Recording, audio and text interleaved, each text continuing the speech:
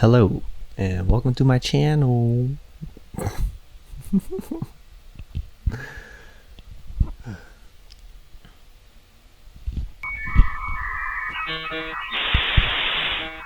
I'm not really a YouTuber, so here it is.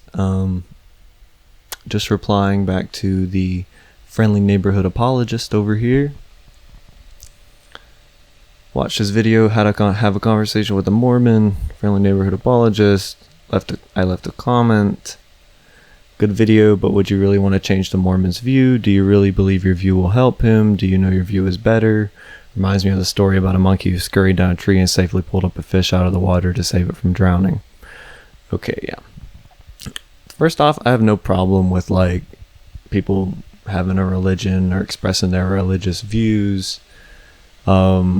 I was just asking a genuine question, do you really think this is the right way? Because, if I ask anybody from any religion, if they think, is this the right way? They're going to say, yeah, this is the right way, of course. But it's like, do they know it? No, they just believe that they're going the right way. Okay? I mean, that's why we have like things that protect our religious beliefs in the amendments.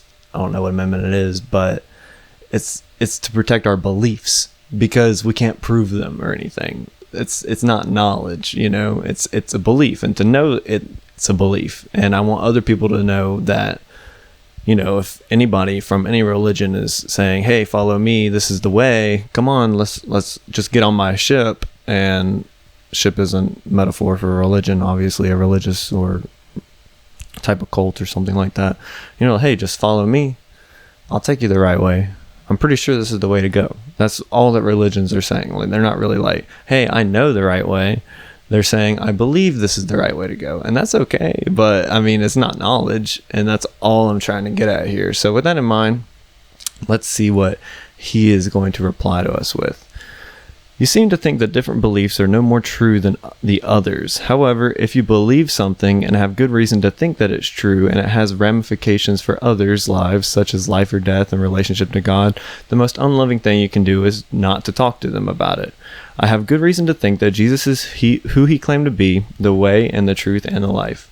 He provided forgiveness of our sins through his life, death, and resurrection, which anyone has access to through him. Through him. When such a hope as this is offered to all people, the loving thing to do is share it. Just a thought. So obviously he's coming from a good place. He's like, if you saw someone walking towards the edge of a cliff, or you saw a kid going to put his hand on a hot stove, you'd say, hey, don't do that, it's bad for you. So out of the empathy of your heart, you want to say, okay, let's tell this person, I know it's going to upset them that that they're doing the wrong thing, but hey, let's tell them, don't put your hand on the stove, and it's going to help them in the long run. And so that's what he's doing with his religious quest here, telling people, follow me, follow this way, don't put your hand on the stove. But the thing about it is that if someone doesn't follow his way and the kid does put his hand on the stove, okay, the kid's gonna get burnt, obviously, if he's putting his hand on a stove. But we can all see that he's putting his hand on the stove. It's like obvious that they're doing something wrong. When someone doesn't follow a certain religion, it's not like we're saying that they're doing something wrong. We can't really tell them, hey, that's the wrong way. We can't really, because we can't see what the outcome of that's going to be. If someone's just reaching their hand towards something and we don't know if it's going to be hot or cold, we can't tell them, hey, that's going to be hot or that's going to be cold, because we don't know. Okay, so you can't. It's his assumption that they're in danger if he doesn't follow them. But it is assumption. It's an assumption. Let's get that out of the way. Okay, so here it is. Of course, this is what you believe, not what you know. I equally so have sources that are more trustworthy than mere religious or anything else that would offer a highly biased view. We can't be completely unbiased, but the best we can do is to try not to be biased, and settling for religion's answer is rooted in biases. Jesus never claimed to be the way to forgiveness. That's a common belief or misconception. Instead, if we focus on Jesus's literal teachings, he focused on the principles of agape. Jesus never said, "I need to be sacrificed to save the world." That's just a belief based on mistranslations. But his central message is that you achieve forgiveness for yourself to the degree that you give forgiveness to others. People like to pedestalize Jesus and worship him as a God, because people view God as some type of lord, and lords were to be revered just as the pharaohs of Egypt. The pharaohs of Egypt were actually seen as gods, and they saw men as gods when they were in Egypt. They worshipped them, the pharaohs, as gods, and these gods are seen as things to be revered, worshipped, and most importantly, you are to be a slave to them. And if you disobey them, you will be punished. That's the classical rendition or idea of God, okay? It's just an idea of God. It's not what God is. But, if the Christians say what their idea of God is, they'll say, oh, it's a king. Well, those same Christians, if you ask them, okay, well, what's the best form of democracy? And like, what's the best form of rule? And they'll say, okay, well, the best form of rule is for everybody to be able to vote. Everybody gets an equal say, and that forms our democracy, And otherwise, you'll fall into socialism or a dictatorship, or God forbid, like a monarchy, where you're under some type of king's rule. So on one hand, every single Christian has the common sense enough to say, yeah, we don't want a king. But then at the same time, their entire paradise, or their entire idea of paradise, is to be under some type of king's rule in a monarchy in heaven. I don't know. Anyway, so I kind of digress, but my point here is, yes, you have good intentions, but your knowledge is limited. If you don't know what's best for others, you could be misleading them. It's a risk I take when I open my mouth too, but are you sure you're not just a monkey strangling people who are perfectly fine in their environment? Going back to my story that reminds me of a story about a monkey who scurried down a tree and safely pulled a fish up out of the water to save it from drowning, because monkeys don't understand what they're doing, but he was just trying to help. Anyway, but who are you to say, I know better, and administer your aid? If you truly don't know the true consequences of your actions, sounds like the blind leading the blind. At least be aware that you're blind, or that you may be blind. Gotta be aware of your blind spots, because we really don't know who's right in the religious game. And here he goes saying, okay, well, it's very uncharitable and frankly rude to claim you know what I know. I'm not claiming that he knows what he knows, or that I know what he knows. I'm claiming that we all don't know. It's obvious that we all don't know who's right in the religious game. If we did know who was right in the religious game, there wouldn't be a religion about it. We'd just go to it and we would know, we wouldn't have these beliefs. Sorry. Everyone has biases, not just the religious. If you're coming from a more secular perspective, you have assumptions and biases too. I already said that I did. I said that it's good that we try and get rid of them. Jesus' teachings has everything to do with who he claimed to be, and the things he said he would be outrageous if he wasn't God, considered blasphemy. Which is why the Jews wanted him killed and tried to stone him, but ultimately handed him over to the Romans to be crucified. I'm not sure that's the real reason. Not because he thought I think the Romans actually think that Jesus didn't think he was going to be like God, like he was going to be like the new king or something. And they were like thinking that it was a threat to the Romans. So that's why they were like, oh, we need to take him out, because he's going to build an army and put him and say everybody's equal to us. And I'm getting all my knowledge, about agape and Jesus and his actual teachings and forgiveness from something I'll link down to the description. It's called Awakening from the Meaning Crisis. It's a 50 episode lecture. They're all about an hour long, so they're good to listen to at work or something.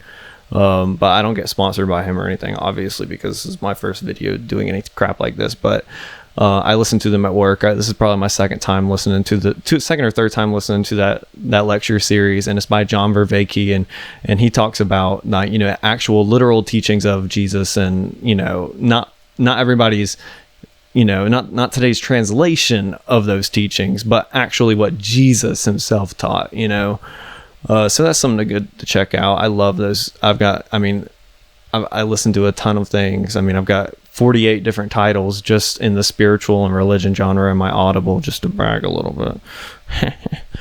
I'm just kidding. I just have no life. But okay, where were we?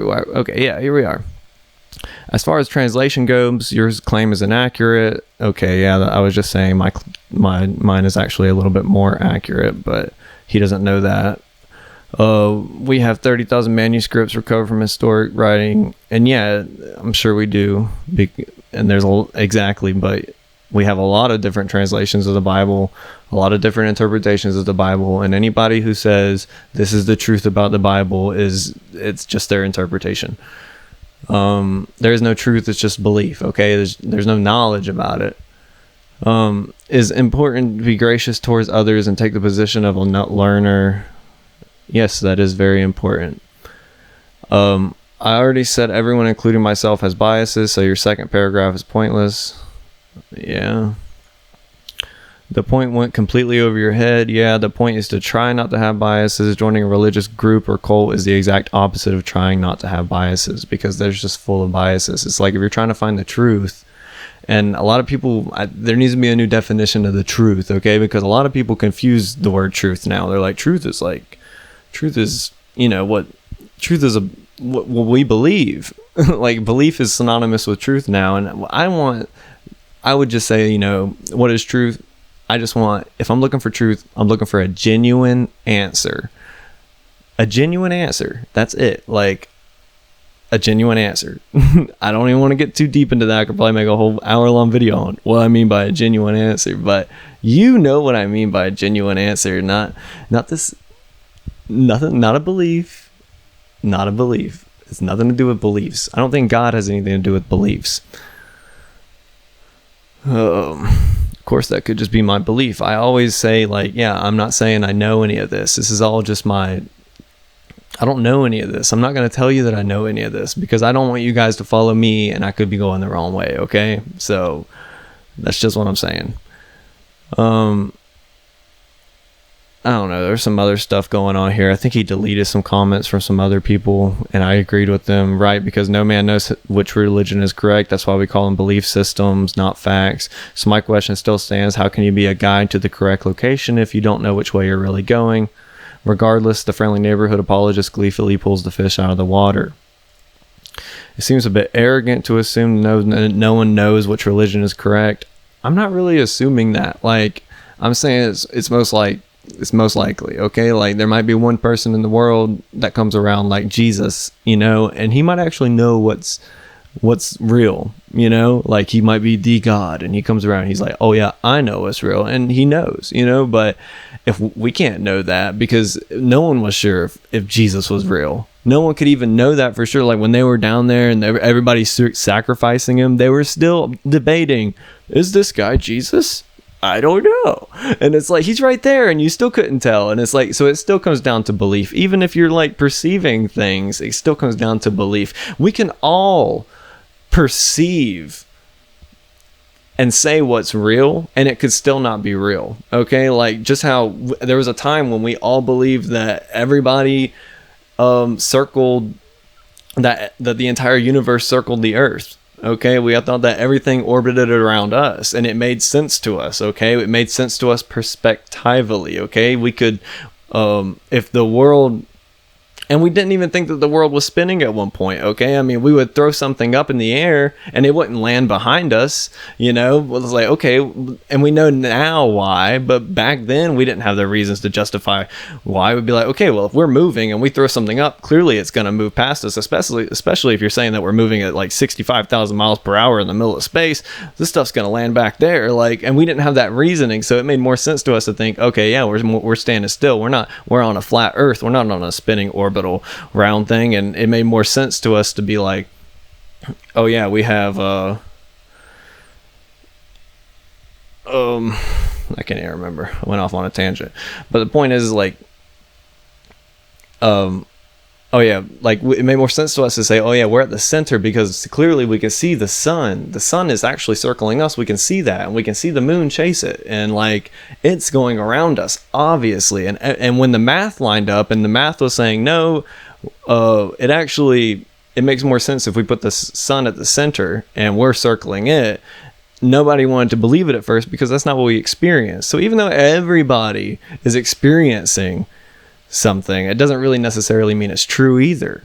So I'm not looking for truth in that sense. I'm looking for like a genuine answer in another sense, not beliefs.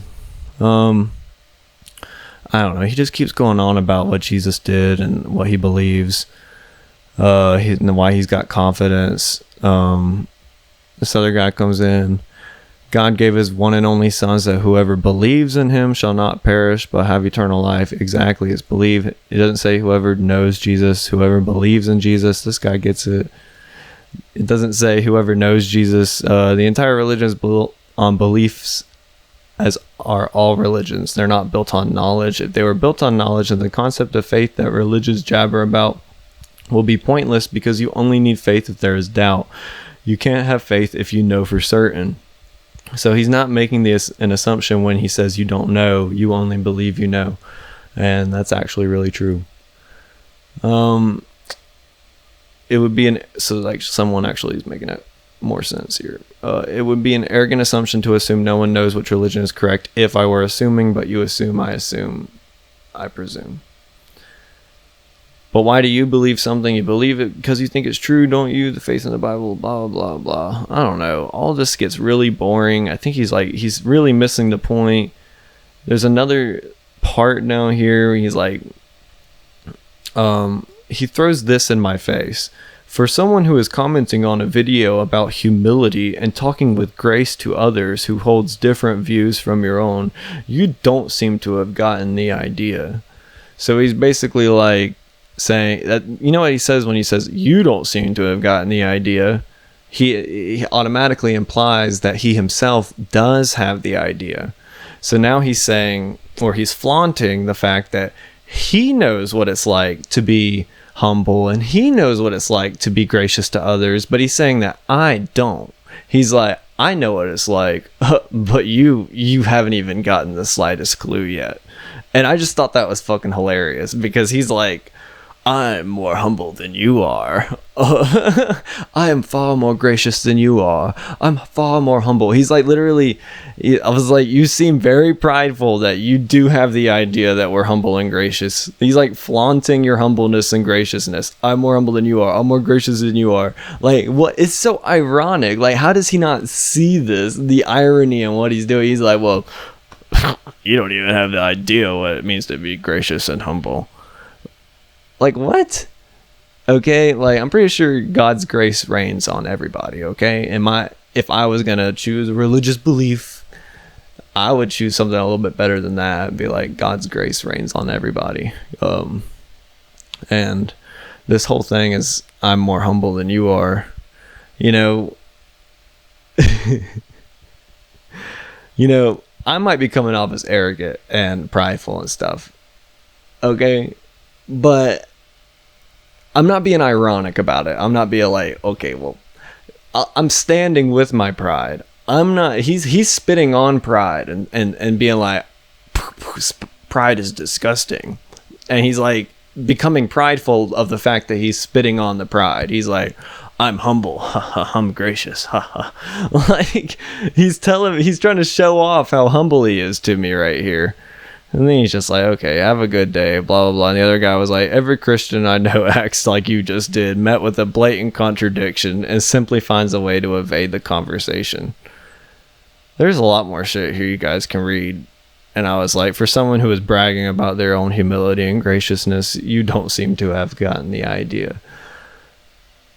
I just thought the whole thing was funny. I don't care. Whatever religion you want. It's not, I can't tell you which way is the right way to go. I just don't want anybody to think that this person knows what he's talking about. Like, no, it's a belief, okay? It's a belief. All the religions are beliefs. And they're all just gambles. If you're going to go to a religion, you're going to go in there and you're going to say, okay, well, I want to know the answer to life. And they're going to say, okay, well, here it is. And you can go to another religion and they'll give you the same thing. They'll be like, oh, here's the answer to life, but it's a different answer. And you're like, well, how do you tell which one is right? And if you can go to all of them, and none of them actually like know. They're literally just, they'll tell you what they believe, and then you'll be asked to believe it. And that's what they do in Christianity for sure. They say, okay, well, one more thing. I mean, if you're really going to be a part of this, you have to really believe it. You have to accept Jesus into your heart. Pray right now. If we could just take 60 seconds, pray. While our eyes closed, you can lift your hand. You, sir, thank you. You guys, we're all blessed. Yes, because people are, and they're asking you to believe. They're like, please believe this, because they can't show you. It's not knowledge or anything.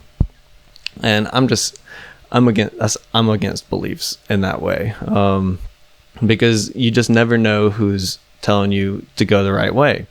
And basically, when you go in there, you're gonna bet your whole life on this thing. You're like, okay, if this is my religion, like, you're not going in, you're gambling. You're saying, okay, well, I bet this is the right way, because you don't really know. You're putting a belief down. You're saying, I bet this is the right way. So every type of religion, I just look at it like it's a casino, because you just go in there and you're like, okay, well, I want to bet this is the right way. And the guy at the casino is like, okay, well, that'll cost you, you're all in. Yeah. That'll cost you 1 soul. Okay, and then you sell your soul, and then you cross your fingers and hope that you're right, and maybe you hit big, But that's what it's like going to a religion. It's like going to the casino and gambling. And then if you're a leader of a family or something, like a dad or something, you go in there, you bet not your own life, but then you bet your entire family's lives, because your family's, is like whatever religion they follow. Is dictated by what religion you follow most of the time, because most of the time in a family, if the father follows a certain religion, the rest of the family does too. Anyway, I'm going off on a tangent, but hope you guys learned something. Hope this wasn't too boring, and I hope I wasn't too ugly. Hope you have a good day.